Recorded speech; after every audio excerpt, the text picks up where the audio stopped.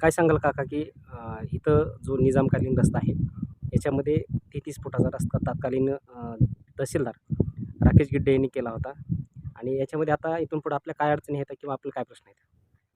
काय झालं, हा 1965 पासून निजामकालीन रस्ता बंद पडलेला रस्ता आहे. सर्वे नंबर 289 आणि सर्वे नंबर 13च्या मधून गेलेला रस्ता आहे.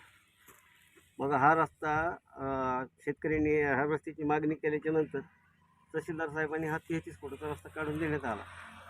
33 फुटाचा रस्ता काढला, पण तहसीलदार साहेब गेल्याच्या नंतर पूर्ण ह्याकडीची त्याकडला जी 33 फुटाचा रस्ता व्हायचा तो रस्ता हे पुढं करण्यात आलेला नाही. मग जिथं काही वैयक्तिक आमच्याच शेतामध्ये हा 33 फुटाचा रस्ता बनवण्यात आला आणि उर्वरित अर्ध्या जमिनीमध्ये ह्यांनी 33 फुटाचा रस्ता केलाच नाही. म्हणजे थोडक्यात ह्यांनी जी साहेबांनी जी मार्किंग करून दिलेली होती त्या साहेबांच्या मार्किंगचं उल्लंघनच केलं थोडक्यात ह्यांनी. आणि मग शेतकऱ्यावर आमच्यावरच नेमका अन्याय करण्यात यायला लागला. मग आता हा रस्ता जो आहे तो किती एका सर्वे नंबरमध्ये एकच आहे का इतर काही रस्ते आहेत? नाही, आमच्या सर्वे नंबरमध्ये 2 रस्ते आहेत ना. एक डांबरी रस्ता आहे की त्या दोन्ही रस्त्याच्या मधलं कुठं 100 फूट आहे, कुठं 150 फूट आहे, कुठं 50 फूट आहे, असं अंतर आहे. आणि एका सर्वे नंबरमध्ये हे 2 रस्ते आहेत. पहिलं तर हे 2 रस्ते नसायला पाहिजेत, ही 2 रस्ते पण आहेत तर हा निजामकालीन असल्यामुळे आम्हाला सोडावा लागला तो रस्ता. सोडला तर मग सगळा सारखा शेतकरी करायला पाहिजे रस्ता. सगळं कोणाच्या दबावाखाली केलाय, कसं काय केलं त्यांनी बनवलंय त्यांनाच माहिती. हा रस्ता कमी जास्त प्रमाणात करायले, कारण आमच्या स्वतःची तर ह्यांनी गरज इथं पाडली, सुरुवात केली. आणि खाली गेल्याच्या नंतर ह्यांनी बंदच केलं सगळं पाडायचं. त्यांना जेवढी गरज आहे तेवढाच रस्ता करण्याचा प्रयत्न केला. ते 33 फुटाचा अर्थ काय? तुम्ही 33 फुटाचा निजामकालीन रस्ता आहे तुम्ही, म्हणजे सगळ्यासाठी रस्ता आहे ना. मग आमच्यासाठीच 33 फूट आणि तुमच्यासाठी 33 फूट नाही हा का रस्ता? विचार कोणाचं तरी त्या अर्थी हा रस्ता काही ठिकाणी वाढवले जाते, काही ठिकाणी त्यांच्या मर्जीनुसार कमी केल्या जाते. कुणीतरी ह्याच्यावर दबाव आणतंय ना. या ठिकाणी दुसरे शेतकरी आहेत, आपण त्यांची प्रतिक्रिया जाणून घेणार आहोत. हॅलो, नमस्कार सर. मी विठ्ठल शेंडगे, राहणार आडस, तालुका जिल्हा बीड. विषय असा आहे की एका सर्वे नंबरमधून 2 रस्ते केलेले आहेत. रस्ते दोन्ही केलेले असताना रस्ते असू द्या, दोन्ही रस्ते आहेत. जी भूमी अभिलेखने जी हद्दीखुणा करून दिलेले आहेत त्या हद्दीखुणाप्रमाणे रस्ते करून घ्यावेत.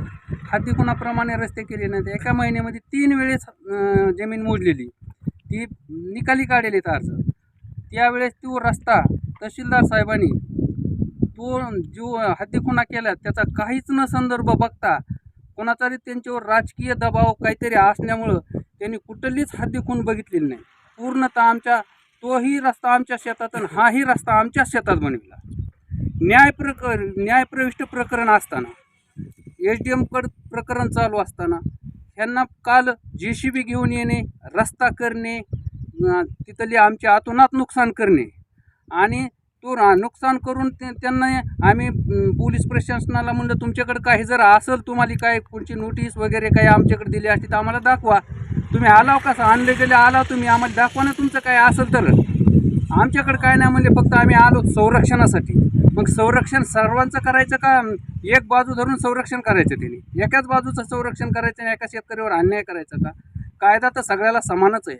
33 फुटाचा रस्ता आहे, 33 फूट म्हणजे 33 फूट करावं लागेल. माझं तिथलं शेड पाडं तिथले माझं थोडंसं मी स्टॉल मांडायला दुकान केलेलं होतं. ड्रॅगन फ्रूट शेतकरी तिथलं मी पावसाळ्यामध्ये विकत होतो.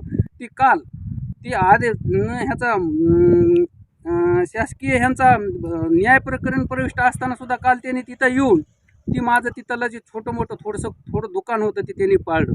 मग ह्यांनी ह्यांची दहशत कशामुळे शेतकऱ्यावर?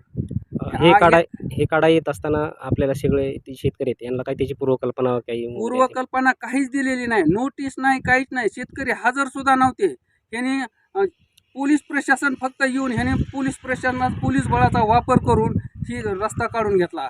आणि पुन्हा विशेषतः आमच्या सहकुटुंब सर्व परिवारावर 8 ते 10 गुन्हे दाखल केलेले आहेत. ते गुन्ह्यामध्ये काही वयोवृद्ध आहेत, आमची आई, चुलते, वडील, त्यांचं वय 80, 85, 90 वर्ष वय, त्यांच्यावर गुन्हे दाखल केलेत. काही विद्यार्थीच आमचे शिकायलेले, त्या विद्यार्थ्यावर गुन्हे दाखल केलेले. मग ह्यांचं एवढा राजकीय दबाव असल्यामुळं ह्या शेतकऱ्यांनी करायचं काय? आता जगायचं का जायचं कुठं? एवढा दबाव शासनावर दबाव असेल तर हे शासन करतंय काय?